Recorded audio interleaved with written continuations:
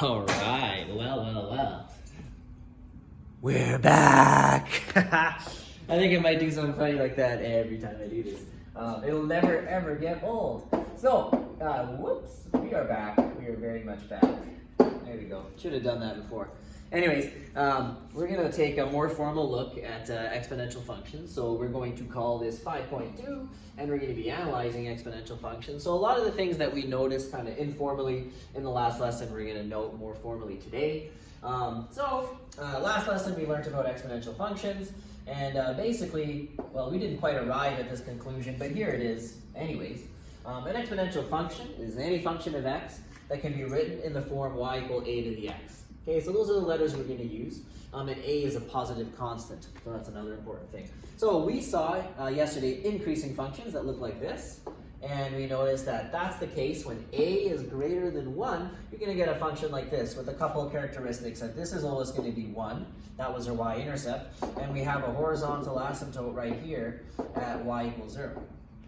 So that's basically what we noticed. So here it is restated down there, and there's the word increasing. So you might want to highlight that one. If we have a function that looks like this, well, we call that decreasing. Again, it's still y equal a to the x, but the a value is going to be between 0 and 1. So those are the ones that are like the fractions, right? So something like that. Decreasing still has those key characteristics. Y-intercept at 1. Horizontal asymptote right here at y equal 0. And again, decreasing. Perfect. We also wrote down a bunch of stuff. Okay, so if you have an exponential function that looks like y equal a to the x, you're going to have these characteristics. So we didn't talk about all of them last time, but we definitely mentioned that the graph has a y-intercept of 1. As the graph approaches the x-axis, it'll never quite reach it, so you have a horizontal asymptote at y equals 0. Wow, I did not underline that well at all. The graph does not have an x-intercept, so we didn't talk about that, but like, how could you have an x-intercept if you have a horizontal asymptote right on the x-axis? So, you know, that one just kind of makes sense and makes me smile. Yay! Yeah, we didn't talk about domain and range, but yeah, the graph definitely has a domain of x element of the reals. So you can plug in any x value, but the range is always going to be y greater than 0. Okay? There we go. So, on the exam, you'll have basically questions like this. So, they do tend to throw in a transformation or two, but let's just start at the bottom here. So, we saw y equal 2 to the x. We graphed it last time. This time, let's try y equal 3 to the x. And then there's just a couple questions. So, what happens to the y values when x increases by 1? So, we'll kind of generally answer that. Is the function increasing or decreasing? What are the intercepts? The equations of asymptotes, domain, and range. All right. So when you're doing these ones, you want to know the general shape, and you should know that this one here, without doing any work, the a value is greater than 1. So when they're asking us, is it increasing or decreasing, we know that this is going to be an increasing graph. So we kind of expect a shape that looks like that. So that's in the back of my mind. The intercepts, well, we already know just from the theory that y equal 1 is going to be the intercept, and there will be no x-intercept, so that's it. The equations of any asymptotes, we know that one already as well. We know the horizontal asymptote is y equals 0. So these are all things you should know before we even start the graph. You see exponential, you know those things. The domain, again, that's another thing we already know. It's going to be x element of the reals. If you're not sure, look at the equation, right? There's no restrictions on what you can plug in for x. And the range, well, we know it's going to be y greater than 0. So we basically did all that stuff without doing any work. Now let's get a sketch. If you like, you can make a table of values. It's not a horrible idea. I don't mind. So what I like to do is I might just go -2, -1, 0, 1, and 2, right? Just get a couple points. Now we know that the function is y equal 3 to the x. When x is 0, we know we get the value 1. So I would just go and plot that there. Then you need a couple extra points, right? So for an exponential graph, they're usually looking for 3 points, and that's including any intercepts. We can go ahead and do our horizontal asymptote right here. That would be a good idea. So y equals 0, dotted line. If I plug in -1, I would get 3 to the -1, which is 1 over 3 to the 1, or 1/3. So that would be good. So when x is -1, I get 1/3. And I can go ahead and label that point because I'm not really doing grid lines. So that would be good. And then if I plug in x equal 1, I get 3 to the 1, or 3. So when x is 1, I can go 1, 2, 3, there. So that's 3 points. That's actually enough to get a bit of a sketch here. So we're going to go like this, and we know the general shape is it's going to go up like that, and then it's going to go hug that asymptote. So there we go. There's y equal 3 to the x. You don't need any more work than that.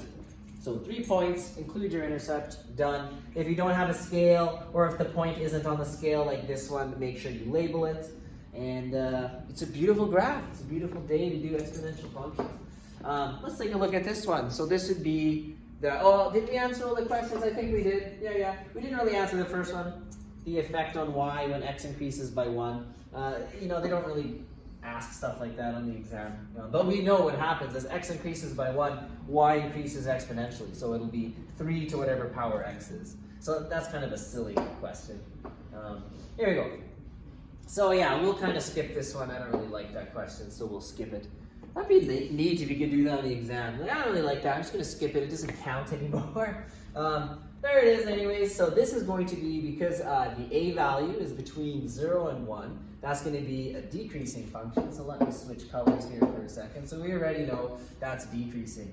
The intercepts, well, we already know from theory that y equals 1 is the intercept. There are no x-intercepts. Asymptotes, y equals 0. Domain, well, if I look at my function, there's no restrictions here. I can plug anything in. I'm not going to have any issues with 0 denominators or square roots or anything. So x element of the reals, and we're going to get y greater than or equal to 0 for the range. So now we are ready. Go ahead, plot your horizontal asymptote. So that's y equals 0. Don't forget the arrows on both sides or you'll lose half a mark. Really quick table of values here. Going to make it a lot smaller than last time, so -1, 0, 1. So if I go negative, or if I go 1/3 to the -1, you got to remember, you just do the reciprocal of the fraction, and now the exponent's positive. So that's just 3 to the 1, which is 3, right? So 3 to the 1 is 3. So when x is -1, I get 1, 2, 3. So I get y equal 3, there. So I have tick marks. I don't need to label that as long as I do that.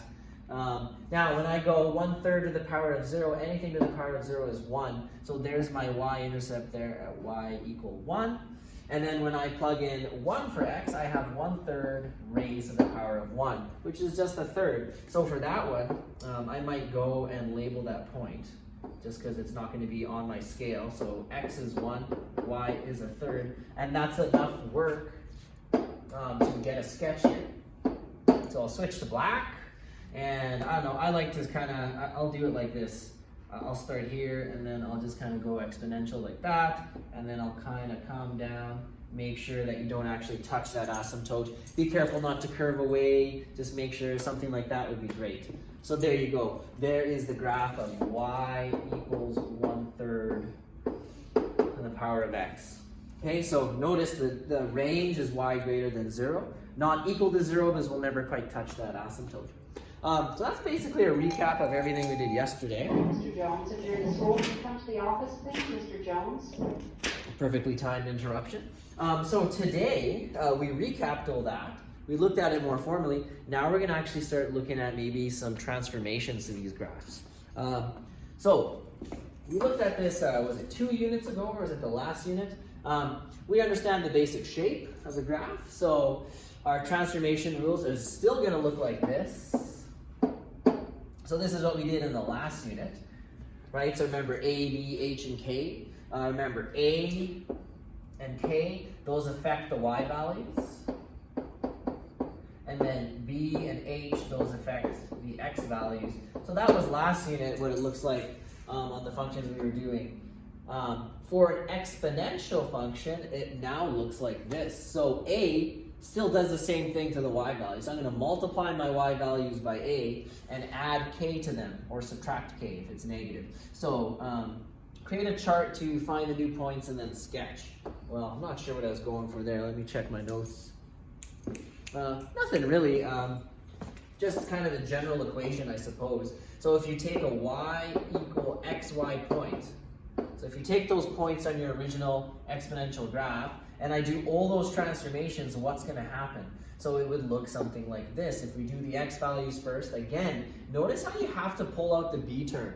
So if the coefficient on the x is not positive 1, and this is in the exponent, you got to pull out whatever it is, and that's your b term. So remember, you multiply by the reciprocal of 1 over b. So you go 1 over b times x, and then it's always the opposite sign of what's in here. So I'm going to write subtract h.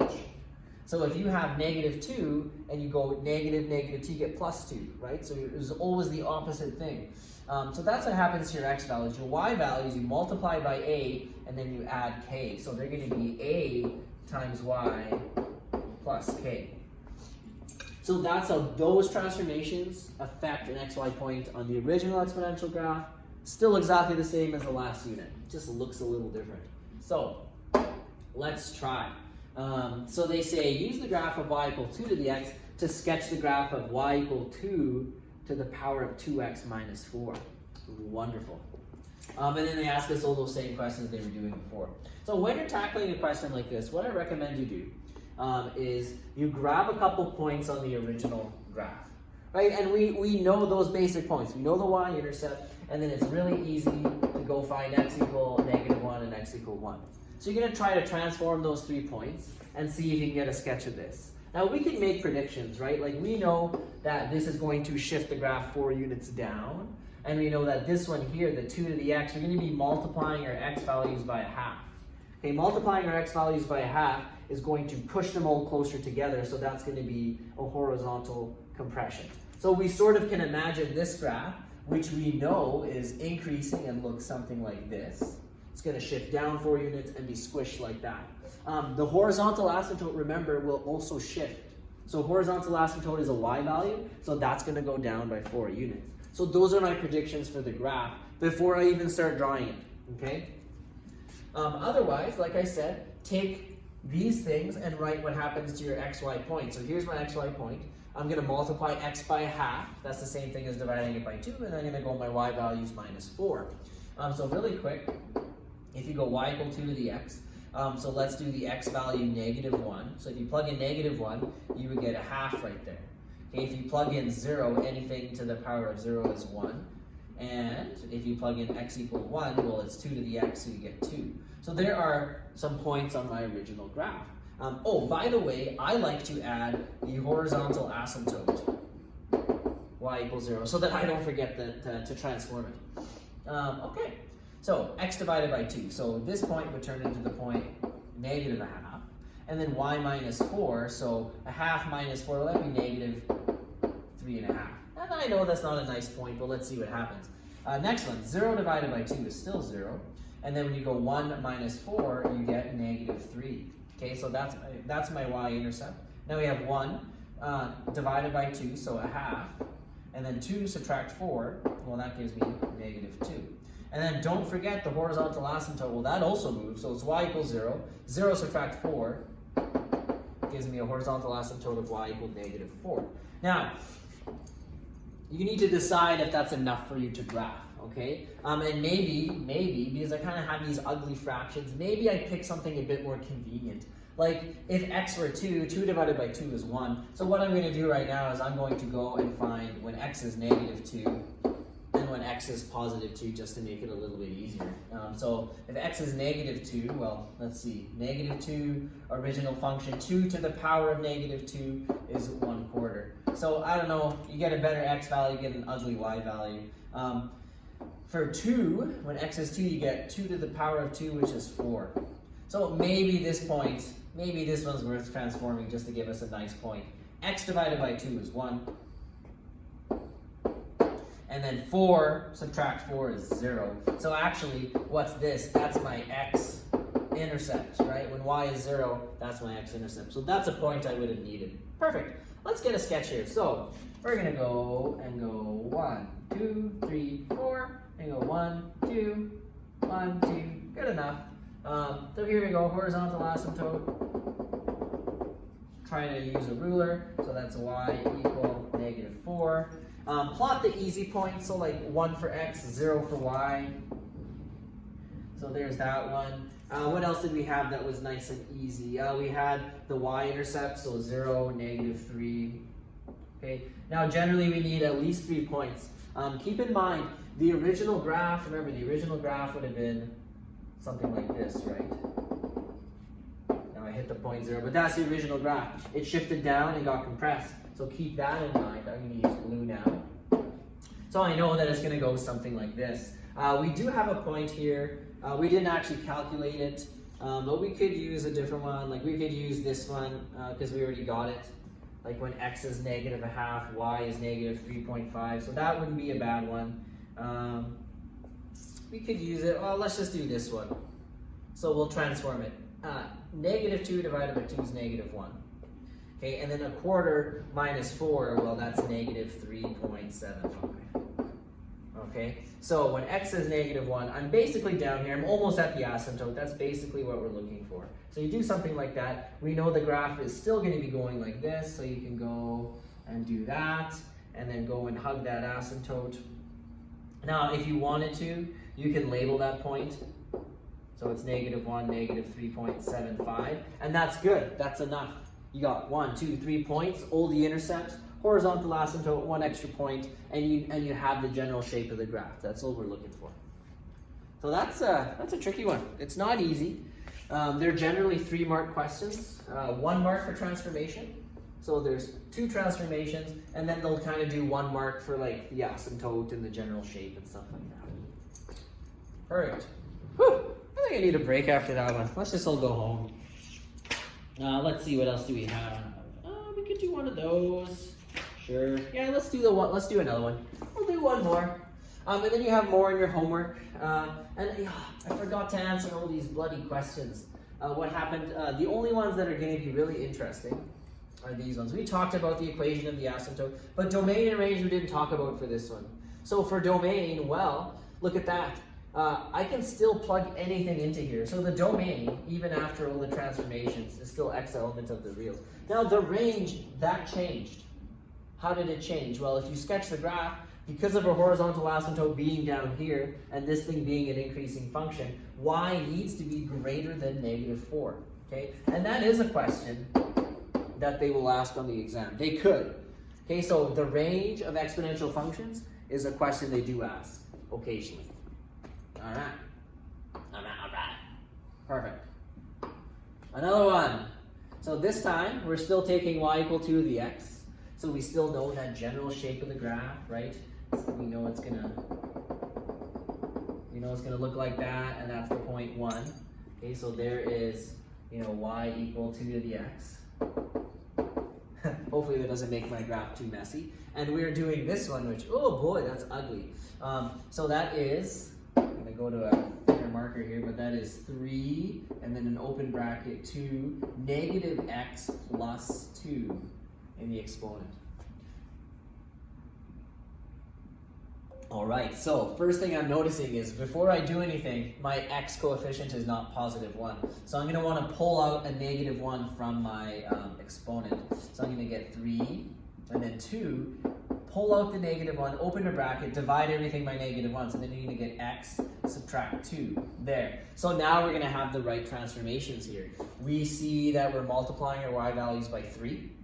And to our x values, we're going to be multiplying them by the reciprocal of this, which is still -1. So they're going to go -x and then +2. So an xy point on my original graph of y equal 2 to the x is going to now become -x plus 2, comma, 3 times y.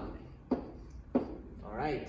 So we're expecting, let's see, a -x, that's going to be flipping over the y-axis. So we're going to see a reflection over the y-axis, and then we're going to see a shift 2 units to the left. It's always the opposite sign. Or sorry, my bad. I'm thinking of over here. So the opposite sign of this. So it's actually going to shift that way 2 units, and then multiply y values by 3. So we're going to see it getting vertically stretched. Perfect. So now we just need to grab a couple points that are convenient, And I guess I could go write my vertical asymptote. Sorry, my horizontal asymptote. I have filmed too many videos today. So, horizontal asymptote, let's think about where that goes first. The only transformation we have to the y value is multiplying by 3. So 3 times 0 is still 0, so I'm going to use red for my new graph. I still actually have the same horizontal asymptote right there on my new graph. So that's beautiful. Let's see if we can sort of do this without making too much of a mess here. So I will sort of make a quick table of values down here because I know I'm not going to be using this area for my graph. So I said it's going to be negative x plus 2 and then 3 times y. Okay, so let's see. I'm going to leave some room over here. So that's the point that we know right off the hop without doing too much work. And I'm just going to leave some room. I don't know the y values yet. This is the graph of y equal 2 to the x, and that's the transformed one. Okay, so let's go ahead and transform this point. So x is 0. Negative 0 is still just 0 plus 2. So this point goes to 2 for x, and then 3 times y. So 3 times 1, 3. So let's go and plot that 2, 3. Now I'm going to maybe go and switch. There. So the point 2 for x and 3 for y. Okay. So I know that there's a reflection over the y-axis, so I'm expecting this thing to go like this. Okay. Now I'm going to do this a little bit smarter than last time. So I know I'm going to cross my y-axis somewhere. Okay, and I'm not going to waste time trying to figure out which point it was on the original graph. I'm simply going to go and plug in x equals 0 into this function and get a y-intercept. That'll be the easiest thing to do. So for y-intercept, x equals 0, pop it in here. What's going to happen? Let's see, let's go. We get 0 minus 2, so you get negative 2 times negative 1, so you get positive 2. So my y-intercept is going to be 2 to the power of 2 times 3. So let's write that down. I don't know, y-intercept, y-int. We got 3, 2 raised to the power of 2. Gonna double check one more time, just to make sure. 0 subtract 2 is negative 2, times negative 1 is positive 2. So I get 2 to the 2 times 3. So that's gonna be 4 times 3, yuck, 12. That is really gross. So if you have to go off scale or you don't want to go do 12 tick marks, what you can do is you can go like this and you can label that 0, 12. Okay? Now, I'm going to cheat a little bit. I know that it's just going to go like this. So what I'm going to do is maybe go grab one smart point. So maybe I'll plug in like x equal 3 into this equation and just get my last point so I can get my curve. So I'm going to go ahead, and I've made a huge mess of this, but if I go x minus 2, there. I'm going to go ahead, plug in x equals 3, and figure out my point. So here's my work.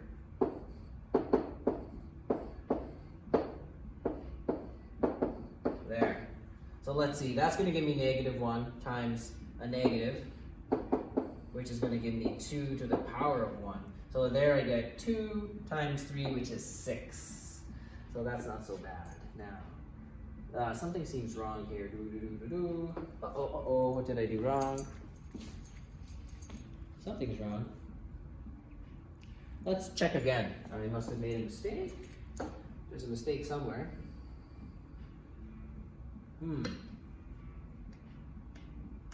Why, yes, I see my mistake. Whoops. I don't think I should get positive 1 here. Yeah. All right, let's try that again. Okay, so I plugged in x equal 3. 3 minus 2 is 1. Just a quick Times the announcement to negative advise all gives me negative people that 1. are in the school, teachers, staff. The school is to be closed between the hours of 12 and 1. What? No We're way. now approaching 5 to 12. So please make arrangements to leave the school for the next hour. Thank you. Perfect. So we get 2 to the negative 1. We do the reciprocal. We get a oh my god. Mr. Hunter has indicated that if you do need to remain in the school, that will be fine. Oh wow, we can stay in the school. Great. It's only As lunchtime. long as you're signed in. Perfect. Okay, great. So this is actually 3 halves. Perfect. So when x is 3, y is 3 halves, which is 1.5. We're gonna go do that. So x is 3, here's 1, so we're about here. So I'm gonna go 3 comma 3 halves, which is 1.5, and that's enough. I can now go, and I know I'm gonna go hug my asymptote there, and then I'm gonna go up, and I'm gonna go through that point there. So there it is, the graph of this ugly beast, right there. Now, that's 3 transformations. That is about as hard as it'll ever get on the exam. And you're not guaranteed to get a question like this at all. Sometimes it happens, sometimes it doesn't. You'll either get one of these or you'll get a log graph. You always get a log graph or something. Logs is a third of the exam, so there is a lot of material on this. There we go. We should talk about domain and range. So no change to the domain. The domain is still x element of the reals. And actually, in this case, no change to our range. We're still y greater than 0. Okay? So that's it for today. There is this last question, which is sort of a preview of what logs can do for us. So we'll do it graphically, but this is not like an exam question, so they never, like, you wouldn't be able to graph something like that algebraically. But I just want to show you, like, maybe how exponential graphs get used maybe in the real world. So the growth of the internet can be measured by the number of computers offering information. Those are called hosts. Yay, so it's a lesson on how the internet works now. In 1995, there were about 7.4 million hosts. The number of hosts and million, so this is actually millions. At any time, t years after 1995 can be modeled by this function. So we can see this is an exponential function. I can already predict, because this is greater than 1, that it's an increasing function, and then we multiply the y values by 7.4. So it says go and graph it. So we'll do that on Desmos. And again, you would never have to do this on the exam. It's just for demonstration purposes. Okay. So we're not looking at the negative years. Okay, so we can see an increasing function. If I were to click on that point, that should be the point 7.4. There it is. Okay, and t equals 0, so we're starting at 0 years, 1995. So in part B, it says, well, in 2010, so 1995 plus 15 would be 2010. So you're looking at x equals 15, and you're going to be looking up at where that line crosses the function, and look how far away we are, right? So like, I was zooming out before to see how far I had to zoom out. I calculated it, and it's like 10.58 billion is the answer to B. So that's where this vertical line and that thing cross. For part C, it's asking, well, at 1 billion, so when y is a billion, how many years have passed? And I don't think I did that one just yet. No, I don't. I didn't quite do that. Actually, the answer to part B is 7,776 billion. I did that one like last year. The answer to part C is 10.58. So it takes 10.58 years to reach 1 billion hosts. Okay? That's just plugging in, looking at the horizontal line, y equal 1 billion, which I think is 1, 2, 3, 1, 2, 3, 1, 2, 3. So that's 1 billion. So where is that line, right? They won't, Desmos has to have it as, I don't even remember how to do this in Desmos like that, maybe? That would be a horizontal line. Yes. Anyways, that's fine. That's the end of that. We don't need to worry about that. But we are moving towards solving questions algebraically with really weird exponential functions, and that's where logs come in and help us. So we'll see you next time.